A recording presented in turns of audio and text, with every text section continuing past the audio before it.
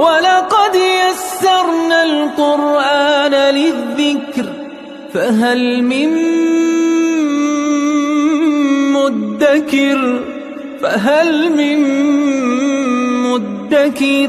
اعوذ باللہ من الشیطان الرجیم بسم اللہ الرحمن الرحیم الحمد للہ رب العالمین وصلی اللہ علی سیدنا و نبینا ابی القاسم المصطفى محمد وعلى آلہ الطیبین الطاہرین المعصومین اما بعد اعوذ باللہ من الشیطان الرجیم بسم اللہ الرحمن الرحیم قل اللہم مالک الملک تؤتی الملک من تشاء وتنزع الملک ممن تشاء وتعز من تشاء وتذل من تشاء بیدک الخیر انک علی کل شیء قدیر صدق اللہ العلی العظیم۔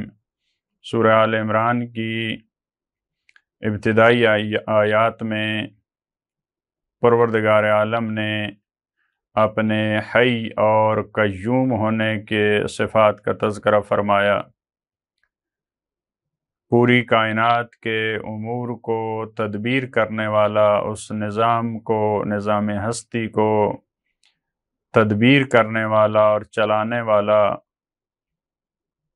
وہی اللہ ہے، وہی الہ ہے۔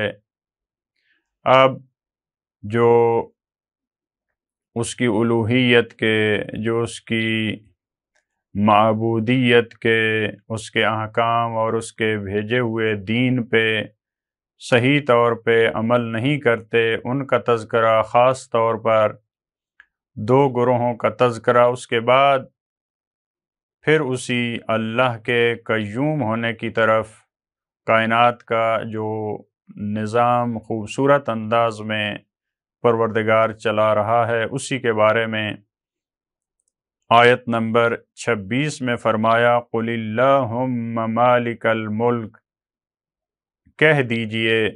جہاں بھی قرآن کریم میں قل کا لفظ ہے، اس کا سب سے پہلا مخاطب وہ رسول اللہ کی ذات ہے، جن پہ قرآن کریم نازل ہو رہا ہے، ان کو یہ حکم دیا جاتا ہے کہ یہ آپ کی ذمہ داری ہے، آپ اس پیغام کو پہنچائیں، کہہ دیجئے، یہ پیغام پہنچا دیجئے، قل اللہم مالک الملک، کہ اللہ وہ ملک کا مالک ہے، وہ بادشاہی کا مالک ہے۔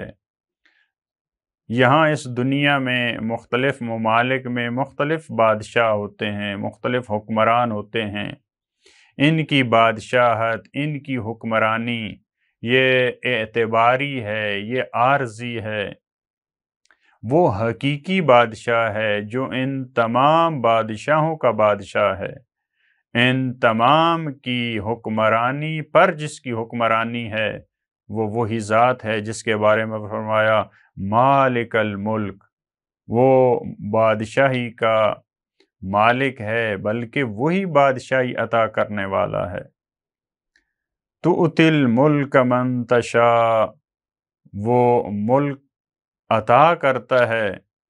یہاں پہ اب ایک خوبصورت جو انداز ہے اس آیت کا، کہہ دیجئے کے بعد رسول اللہ کو جب یہ فرمایا کہہ دیجئے، اب رسول اللہ کی یہ زبان حال ہے، یہ آیات اب رسول اللہ کی زبان سے یہ کلمات جاری ہو رہے ہیں، اور یہ ہر ایک فرد کے قرآن کی تلاوت کرنے والے اور آج کے دور میں اور اسی طرح قیامت تک کے ہر مخاطب کی زبان پہ یہی ہونا چاہیے۔ تؤتی الملک من تشاء، تو ملک کو عطا کرتا ہے جسے چاہتا ہے، یعنی یہ اللہ کی قدرت اور اس کے اختیار کا بہترین قصیدہ ہے یہ آیت۔ تو ملک کو، تو بادشاہی کو، تو حکمرانی کو عطا کرتا ہے، دیتا ہے من تشاء، جسے تو چاہتا ہے۔ البتہ یہاں اس نقطے کی طرف توجہ ضروری ہے کہ یہ مشیت پروردگار، یہ قانون مشیت ہے۔ اللہ کا قانون مشیت بے حساب و کتاب نہیں ہے، کہ بس ایک کو اللہ حکومت دے دیتا ہے، ایک سے لے لیتا ہے، ایسا نہیں ہے، اس کے اپنے قوانین ہیں۔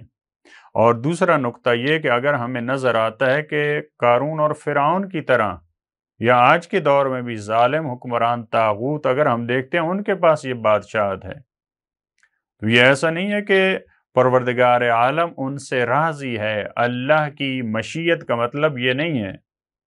بعض دفعہ پروردگار عالم ایک کو حکمرانی دیتا ہے تو اس کا اس میں امتحان ہے، بعض دفعہ ایک سے لے لیتا ہے تو اس میں اس کا امتحان ہے۔ لہٰذا پروردگار عالم نے جب حضرت ابراہیم اور نمرود کے مناظرے کا تذکرہ کیا سورہ بقرہ میں، تو وہاں بھی فرمایا کہ آپ نے نہیں دیکھا اس شخص کو جو اللہ کے بارے میں محاجہ کر حضرت ابراہیم سے، حالانکہ ہم نے اس کو ملک عطا کیا تھا۔ وہاں پہ تعبیر دیکھیں کتنی بڑی تعبیر تھی، ان آتاہ اللہ الملک، یعنی اللہ حکمرانی، جب خدا کی حکمرانی کسی کے پاس آتی ہے تو اس کو جھکنا چاہیے، نہ یہ کہ اس کو خدا کے مقابلے میں کھڑا ہو جانا چاہیے۔ تو یہ اس کا قانون مشیت ہے، جس کے مطابق کسی کو حکمرانی دیتا ہے تو کسی سے لے لیتا ہے۔ وَتَنزِعُ الْمُلْكَ مِمَّن تَشَاءُ، اور ملک کو، بادشاہی کو، حکومت کو، حکمرانی کو، نعمت کو لے لیتا ہے، کھینچ لیتا ہے، ممن تشاء، جسے چاہتا ہے۔ یعنی اس کا قانون مشیت یہ بڑا قانون ہے، اسی کے تحت جو کوئی نعمت ہوتی ہے، جو حکمرانی کی صورت میں ہے، جو بادشاہت کی صورت میں ہے، وہ دیتا بھی ہے اور لے بھی لیتا ہے۔ وَتُعِزُّ مَن تَشَاءُ، اور تو عزت عطا کرتا ہے جسے چاہتا ہے۔ عزت یعنی تو غلبہ عطا کرتا ہے۔ یہاں پہ عزت کا وہ مطلب نہیں جو ہم لیتے ہیں کہ عزت یعنی احترام، تو عزو اسی سے عزیز ہے، اسی سے عزت، تو عزو و تو عزو من تشاء، تو غلبہ عطا کرتا ہے، تو حکومت عطا کرتا ہے، تو قوت عطا کرتا ہے جسے چاہتا ہے، وَتُذِلُّ مَن تَشَاءُ، اور تو مغلوب کر دیتا ہے، تو جھکا دیتا ہے، تو پست کر دیتا ہے، من تشاء، جسے تو چاہتا ہے۔ یہ تیرا قانون مشیت ایسا ہے جو سب چیزوں پہ غالب ہے۔ بِيَدِكَ الْخَيْرُ، تیرے ہاتھ میں اختیار ہے۔ خیر یہاں پہ یہ نہیں ہے کہ بھلائی، فقط بھلائی، خیر کو بھی خیر اسی وجہ سے کہا جاتا ہے کہ جو دو چیزوں میں سے جو اچھی ہوتی ہے اس کو انسان اختیار کرتا ہے، اس کا انتخاب کرتا ہے۔ بِيَدِكَ الْخَيْرُ، تیرے ہاتھ میں انتخاب ہے، تو منتخب فرماتا ہے جس کے لیے جس کو چاہتا ہے، جو بعض دعاؤں میں بھی ہے بِيَدِكَ لَا بِيَدِ غَيْرِكَ، خدایا یہ امور تیرے ہاتھ میں ہیں، تیرے غیر کے ہاتھ میں نہیں ہیں۔ إِنَّكَ عَلَى كُلِّ شَيْءٍ قَدِيرٌ، اور یقیناً تو ہر چیز پہ قادر ہے۔ تو جب کسی سے لے لیتا ہے تو اس پہ بھی قادر ہے، جس سے تو لے لیتا ہے اسے کوئی دے نہیں سکتا، جسے تو دیتا ہے اس سے کوئی لے نہیں سکتا، ان تمام کاموں پہ تو قادر ہے۔ اور پروردگار عالم کی قدرت اور اس کی قیومیت کی ایک اور جھلک جو بعد والی آیت میں بیان فرمائی، تولج اللیل فی النہار، تولج جو ولوج سے ہے، یہ اور آیات میں بھی یہ لفظ استعمال ہوا ہے، داخل کرنا، تولج اللیل فی النہار، تو رات کو دن میں داخل کرتا ہے، وتولج النہار فی اللیل، اور تو دن کو رات میں داخل کرتا ہے۔ جو فصلوں میں، جو موسموں میں تبدیلی ہوتی ہے اس کی طرف اشارہ ہے اس آیت میں۔ کبھی دن بڑے ہوتے ہیں تو کبھی راتیں بڑی ہوتی ہیں، دن داخل ہوتا ہے تو رات کے حصے کو لے لیتا ہے، رات کو چھوٹا کر دیتا ہے، جب رات داخل ہوتی ہے تو دن کے حصے کو کم کر دیتی ہے۔ تو جو فصلوں کا اور موسموں کا کم اور زیادہ ہونا، دن اور رات کا، یہ پروردگار عالم کی قدرت کی نشانیاں ہیں۔ کبھی رات بڑی ہو جاتی ہے، کبھی دن بڑا ہو جاتا ہے، یہ سارا تیرا نظام ہے، تو اس کو تدبیر کرنے والا ہے۔ وَتُخْرِجُ الْحَيَّ مِنَ الْمَيِّتِ، اور پروردگارہ یہ تیری ذات ہی ہے جو زندہ کو نکالتا ہے مردہ سے، یہ بھی اس کی قدرت کی نشانیاں ہیں۔ جو ایک زندہ موجود کو پیدا کرتا ہے، یہ اس کا ایک نظام ہے، نظام تخلیق ایسا ہے، نظام کائنات ایسا ہے کہ زندہ کو کہاں سے نکالتا ہے؟ مردہ سے۔ مثال کے طور پہ مردہ زمین ہے، اسی میں سے سبزہ نکالتا ہے، اسی میں سے درخت نکالتا ہے۔ یہ زمین مردہ ہے، مردہ غذا ہے۔ یہ انسان جب کھاتا ہے تو اس کے جو سیلز بنتے ہیں، اس کے بدن میں جو موجودات جنم لیتے ہیں، تو یہ زندہ کو نکال رہا ہے پروردگار عالم۔ کہاں سے؟ مردہ سے اور میت سے۔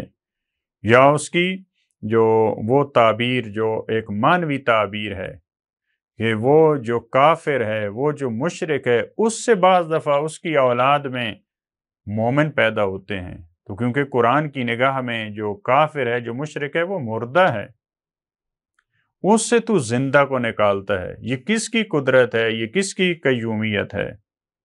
وَتُخْرِجُ الْمَيِّتَ مِنَ الْحَيِّ، اور تو میت کو نکالتا ہے، مردہ کو نکالتا ہے زندہ سے۔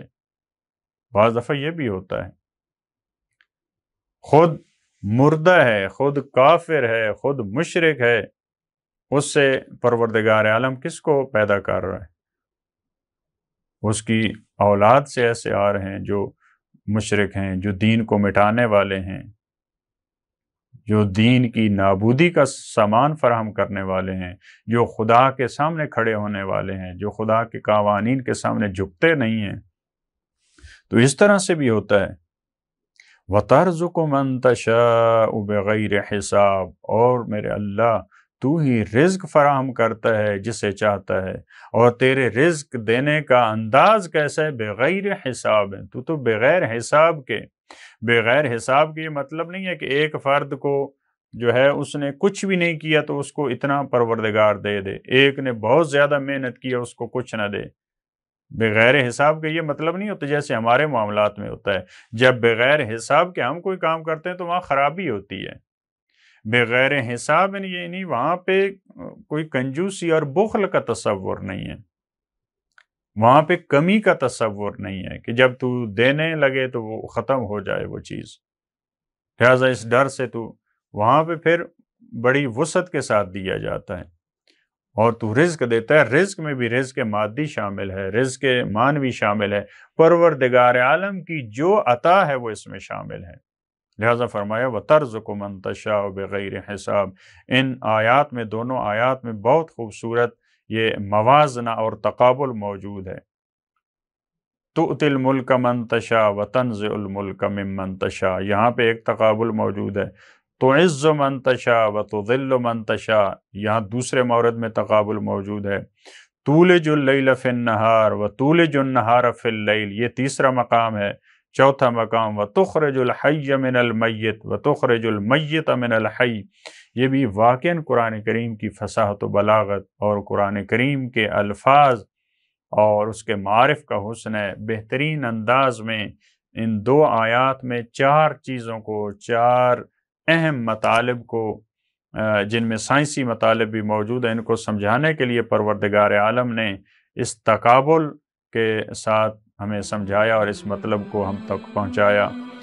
دعا مانگتے ہیں پروردگار عالم سے کہ اے اللہ ہمیں توفیق دے کہ کائنات میں شب و روز کے آنے جانے میں، موسموں کی تبدیلی میں جو تیری نشانیاں ہیں، جو تیری آیات ہیں، جو تو زندہ افراد سے مردہ کو نکالتا ہے، جو مردہ چیزوں سے زندہ کو نکالتا ہے، ان تمام حقائق کو سمجھنے کی پروردگار ہمیں توفیق دے اور وہ آنکھ دے جس سے ہم ان حقائق کو اور ان باریکیوں کو دیکھ سکیں اور ان سے عبرت لے سکیں۔ اللہم صلی علی محمد و آل محمد۔